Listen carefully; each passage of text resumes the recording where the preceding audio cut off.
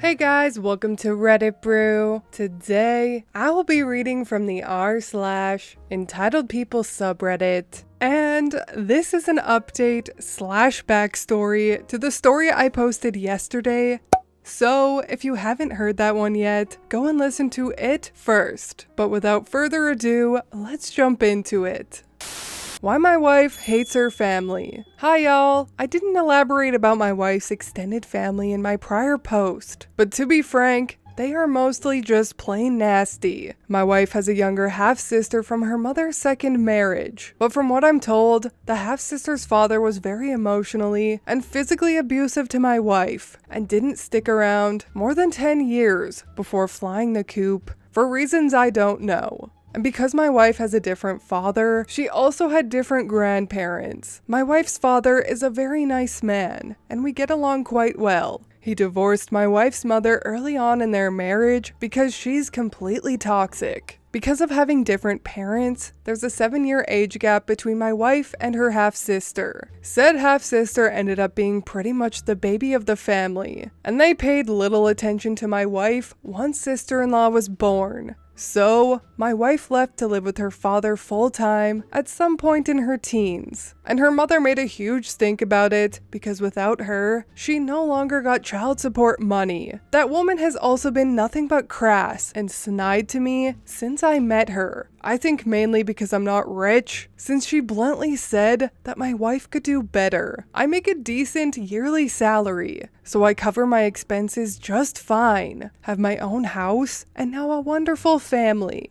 Sister-in-law, as I said in the first post, was the golden child. She was brought up pretty much all the stereotypical ways that you can imagine. Never held accountable, never made to pay her own way on anything. Got into all kinds of trouble because she was spoiled rotten. You can think of her as almost having been an embodiment of Veruca Salt, minus the rich, enabling dad. And when she first met me, there was quite an awkward and nasty period before she met her baby daddy. Around the time my wife's sister turned 18, she came visiting us more often, and also started asking to spend nights on the weekends. I left that decision up to my wife, and she allowed it because she hoped it would help her and her sister become closer as siblings. But over time, I noticed sister-in-law was hanging around me more, and she was dressing in skimpier clothes and complimenting me a lot. She loved to pinch my arms and said I was like a Ken doll with muscles. Then one day, she actually tried to put her hand on my crotch. That was the last straw, and I told her to leave. She said that I didn't know what I was missing before my wife laid into her and they had a huge fight. Sister-in-law said my wife didn't deserve a man like me. I guess sister-in-law found me attractive and thought she could take me away from my wife. Or perhaps she just wanted to bait me.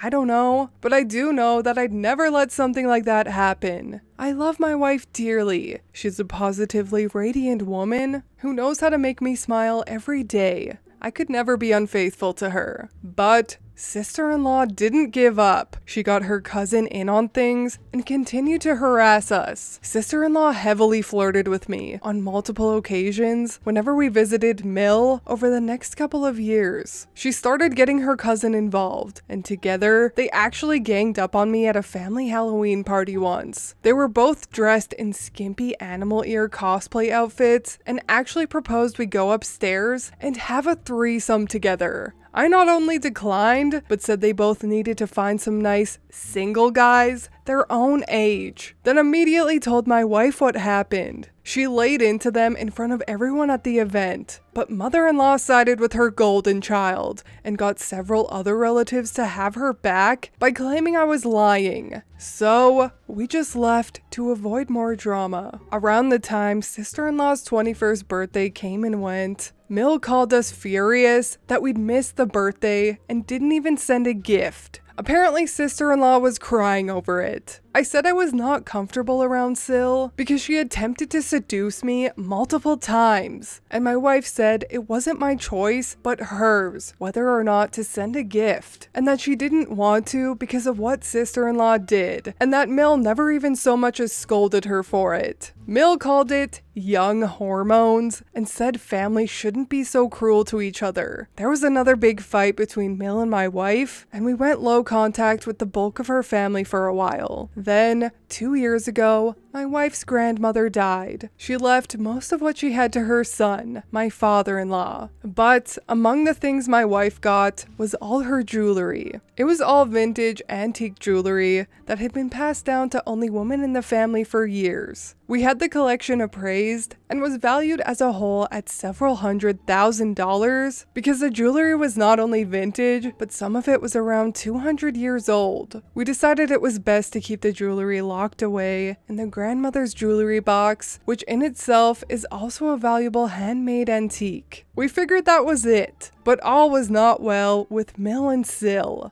They both had showed up at the reading of my wife's grandmother's will, and mother-in-law was appalled she got nothing. Even more so after finding out my wife got the jewelry. My wife's grandmother had no relationship with Sil at all, and barely one with Mill, so sister-in-law wasn't even mentioned in the will. Mill threatened to take us to court and contest the will, but never did. Instead, she tried getting nicer to us, so my wife decided to give them one last chance and allowed them into our home again. But as soon as our backs were turned, they tried to make off with the jewelry and all its contents. I'd gone out to pick up some pre-ordered food for dinner, and my wife was distracted by Mill. Sil had pretended to use the bathroom and raided my wife's vanity. I managed to catch sister-in-law outside by sheer chance when I pulled up in the driveway because I guess I wasn't gone as long as they'd hoped. As soon as my headlights flashed her, she dropped the box on the ground before jumping into Mill's car and locking herself in. Wife and Mill came running out when they heard me cursing up a storm. My wife saw the smashed jewelry box and freaked out. Mill then realized she and Sil were caught and had a huge fit over how she believed my wife didn't deserve the jewelry.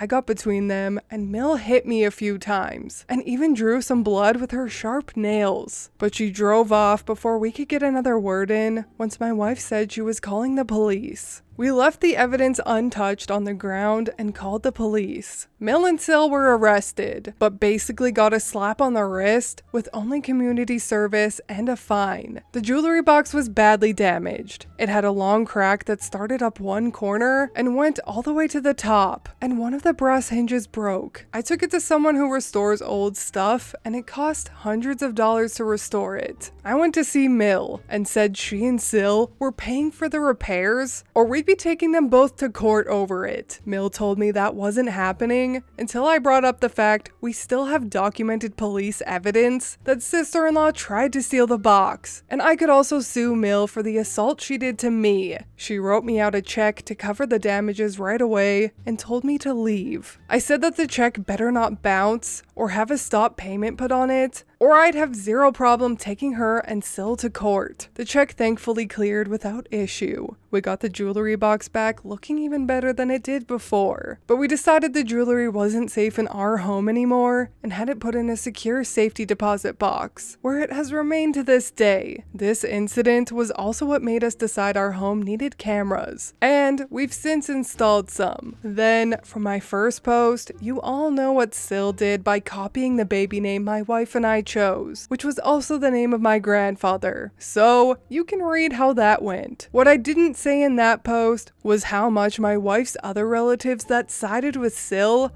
put us through, especially Mill and Sil's cousin. Mill called and texted us repeatedly from a variety of different numbers, demanding we change our son's name, both before and after he was born. The cousin harassed us online multiple times. I ended up pointing out the time Sil and her cousin had cornered and tried to proposition me, and then the cousin blocked me on Facebook when more people started questioning us both about it. since Mill had kept that situation on heavy damage control back then. Several false rumors were spread about us, and my wife's family ended up divided. They are still divided now because of this, but Mill, Sill's cousin, and a few other family members close to them were fully on their side. They believed that it didn't matter where Sill got her baby's name. Said name was now hers, and we needed to let it go. I fired back that there was nothing to let go. Sill copied the name we had, and we still used it because it was my grandfather's name. We weren't asking Sill to change her kid's name. We just weren't going to change our son's name because she copied it. And since we weren't going to associate with them anymore, the two kids would be complete strangers to each other anyway. The false rumors spread about me and my wife were pretty bad. For me personally, sister-in-law tried to claim I was secretly only into younger women, and I'd leave my wife as soon as she hit 40. And she also tried to say that my son isn't really mine, and claimed my wife had an affair because I wasn't getting her pregnant. I never asked her to do it because I never believed them, but my wife got a DNA test just to prove I am my son's father to them. After that, the rumor mill died down and eventually stopped. After the mess where Sill and her baby daddy nearly broke up and she changed her child's name, we were paid a visit by the cousin. She demanded we pay the money owed to Sill for the name change, and when we refused, she screamed at us that we ruined Sill's relationship, and now her child's new name will always be a reminder of what we did. I simply told her to leave, as we did not start this mess, and we didn't even try to end it. We just wanted no part of it. Sister-in-law's cousin flipped me the bird with both hands and said she wished she could do it with her toes too, then left. Before she got in her car, I said if she ever tried to come back, I'd call the police and file for a restraining order. And that's pretty much it,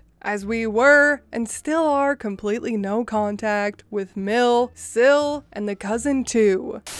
See? Did I not call it in the last story? A woman's intuition is strong, ladies and gentlemen. I stated that I thought that the reason she wanted to use OP's grandfather's name was because she was attracted to OP. I feel like she did it to not only get under their skin, but because she wishes OP was her husband, which also makes sense as to why there's so much jealousy towards OP's wife. Because Sill is into her sister's husband. Also, I wish OP and his wife held sister-in-law and the cousin more accountable for what they did to OP.